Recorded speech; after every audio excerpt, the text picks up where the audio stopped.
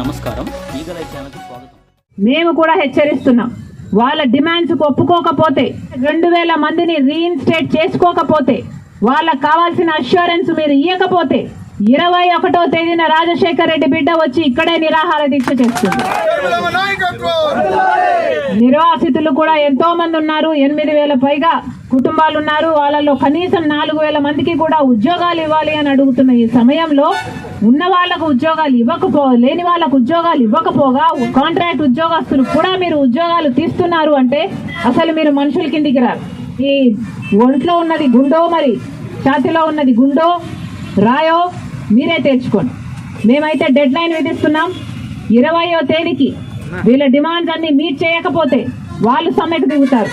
వాళ్ళ సమ్మె దిగిన మరుసటి రోజు నుంచి రాజశేఖర్ రెడ్డి బిడ్డ ఆమరణ నిరాహార దీక్ష ఇక్కడే జరుగుతుందని చెప్తున్నారు.